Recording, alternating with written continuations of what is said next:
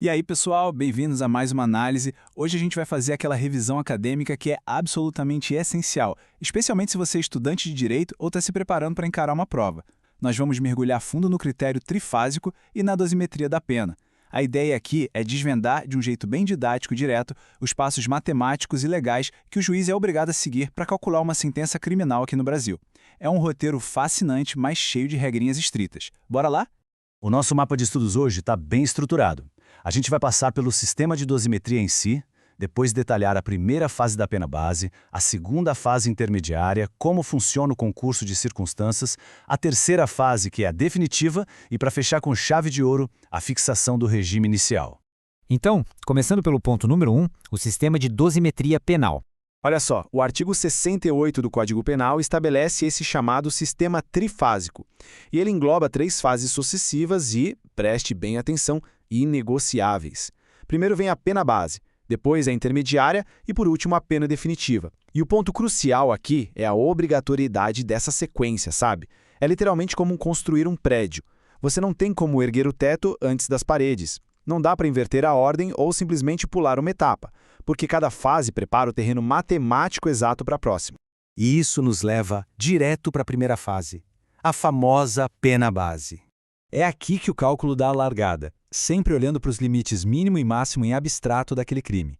Entram em cenas 8 circunstâncias judiciais do artigo 59 do Código Penal. Para refrescar a memória, culpabilidade, antecedentes, conduta social, personalidade, motivos, circunstâncias, consequências e o comportamento da vítima. O juiz vai pegar o caso concreto e avaliar fator a fator. E aqui vai uma dica de ouro para provas, tá? Embora o código não fixe uma fração exata de cálculo para isso, a jurisprudência dominante do STJ adota a fração de 1/6 de aumento sobre a pena mínima para cada circunstância que for julgada negativamente. Mas tem um detalhe.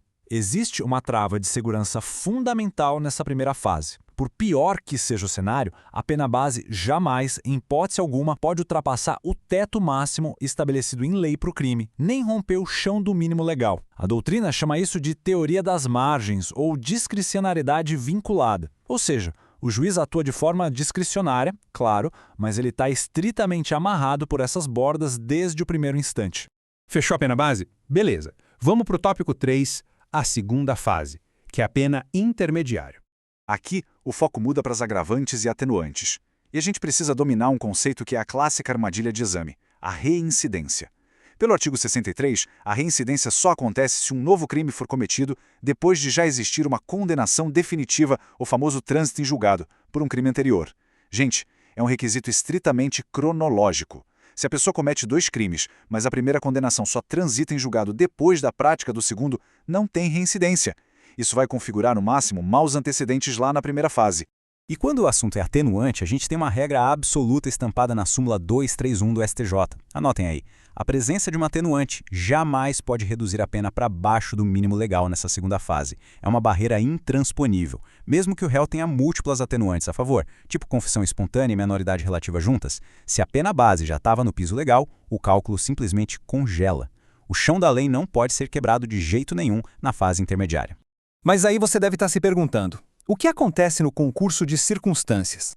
Como é que o juiz equilibra a balança quando agravantes e atenuantes aparecem ao mesmo tempo? Bom, o artigo 67 resolve isso com as circunstâncias preponderantes. Em ordem de peso, a gente tem os motivos do crime, a personalidade do agente e a reincidência. Na prática dos tribunais superiores, rola muito a compensação. Por exemplo, geralmente permite-se a compensação exata entre a confissão espontânea e a reincidência.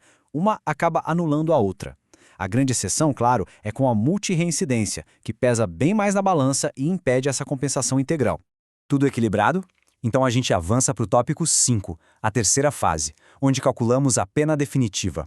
E aqui é fundamental esclarecer uma das maiores confusões dos estudantes de direito. Causas de aumento e diminuição não são a mesma coisa que qualificadoras e privilégios. A mecânica é completamente diferente. As causas de aumento ou diminuição, as chamadas majorantes e minorantes, agem aqui na terceira fase, operam por frações fixas, tipo 1/3 ou metade, e olha só que importante, pela primeira vez no cálculo, elas têm força para romper aqueles limites mínimos e máximos abstratos da lei. Já as qualificadoras e privilégios, elas alteram o próprio tipo penal lá na primeira fase, criando um piso e um teto inteiramente novos para o juiz trabalhar.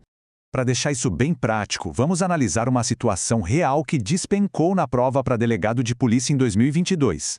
Imagina o seguinte cenário: e se houver múltiplas causas de aumento ou múltiplas causas de diminuição na parte especial do Código Penal? O juiz é obrigado a somar fração sobre fração? A resposta que está lá, blindada pelo parágrafo único do artigo 68, é não necessariamente. Diante de um concurso homogêneo, ou seja, várias causas de aumento juntas ou várias de diminuição juntas na parte especial, a lei faculta ao juiz a aplicação de apenas uma. E qual ele escolhe? Aquela que mais aumente ou mais diminua a pena. É um poder discricionário super importante para evitar apenas matemáticas desproporcionais. Bom, chegamos ao número final. O tópico 6 é a fixação do regime inicial, seguindo o artigo 33 do Código Penal. Calculada a pena, chegou a hora de traduzir esses anos e meses para a realidade prática de como isso vai ser cumprido. Para quem não é reincidente, a matemática é clara. Penas de até 4 anos iniciam no regime aberto. Mais de 4 e até 8 anos, regime semiaberto. Acima de 8 anos, fechado direto. Mas tem um detalhe doutrinário gigantesco aqui sobre a natureza da pena. A reclusão aceita qualquer um desses regimes, mas a pena de detenção jamais pode iniciar no regime fechado, por mais alta que a pena final seja calculada. E como toda boa regra no direito, claro que temos exceções. A súmula 269 do STJ cria uma ressalva importantíssima para os reincidentes, que normalmente iriam direto para um regime mais rigoroso. Se a pena for menor ou igual a 4 anos e as circunstâncias judiciais lá da primeira fase forem favoráveis, a Justiça admite o início no regime semiaberto. É basicamente a jurisprudência tentando achar um ponto de equilíbrio humano dentro da frieza dos números. E para a gente fechar essa nossa revisão analítica, eu queria deixar uma provocação. A gente passou por todas essas regras super rigorosas, limites, frações e súmulas que garantem uma aplicação matemática para evitar a arbitrariedade do Estado. Mas a grande indagação no meio acadêmico é, mesmo quando esse cálculo trifásico é aplicado com perfeição milimétrica, será que esse número final realmente alcança a verdadeira ressocialização que o sistema promete? Ou será que a exatidão das frações acaba mascarando falhas bem mais profundas no nosso sistema penal? É algo para a gente pensar seriamente depois de fechar os livros hoje. Um abraço e até a próxima análise.